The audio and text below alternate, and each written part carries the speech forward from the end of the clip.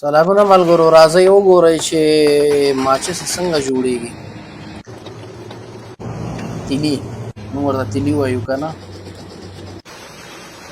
ښه، دا یې فابریکه ده او پیل د کوم ځای نه کېږي، پیل به وګورو. طبعا دغسې لرګي راوړي او دا باید من داسې لرګي وي چې ښایسته په اسانۍ سوځي، غوړ لرګي وي.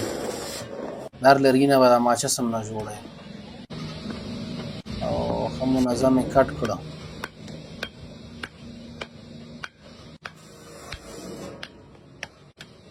بلا خلک دي دا هندوان، کار کوي، د کار خلک دي، ټایر خواره نه دي. داسې ښایسته دغه یې کاغذ غوندې میده او نرۍ غوڅ کړو.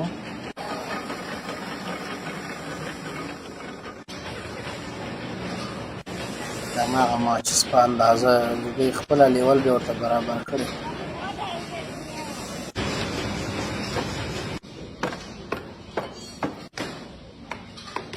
بس بیکاري نشته د دې ملکونو کې دومره. دا ګوره فابریکې دي، ښځې هم لګیا دي، سړي هم لګیا دي. دا وګورئ سکندونو کې په زرګونو ماچسې جوړوي. سم خوند کوي چې دوی سره ولاړ او دا کرچارې کوي او میده میده ماچسې جوړوي. دا دلته بیا دې بل ماشین ته راوړي.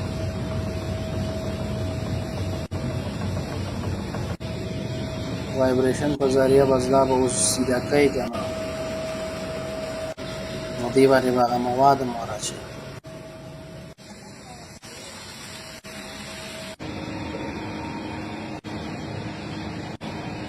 افغانستان کې څه کوم فابریکه نه لرو، دا خو به دومره غټې ماشینرۍ ته ضرورت هم ونه لري او داسې به هم نه وي چې د دې خام مواد موږ نه لرو. یو دغه د ګوګړو هغه سر کې چې هغه کوم سوځي دغه به نه وي، نور لرګي خو لرو. نو که څوک پیسې لري سرمایه ګذاري وکړي، انشاءالله چې تاوان به نه کوي، ګټه به کوي. د ماچسو پورې د بل ځای نه راوړي، دا دي مواد یې ورکړه.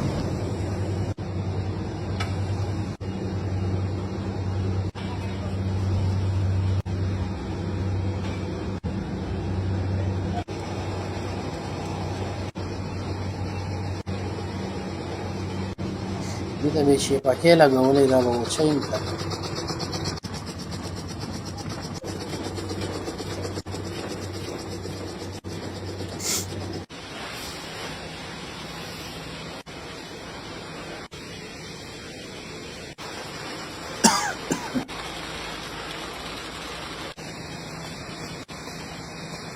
یو دا یې ډبي دي.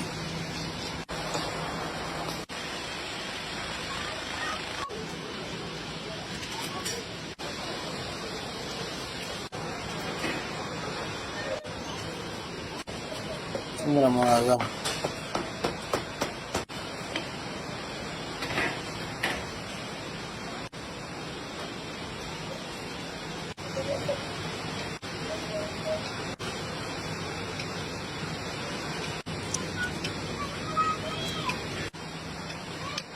بس دا یې اخره بسته بندي شوله او د دې نه وروسته بیا زموږ او ستاسې کورونو ته رارسېږي.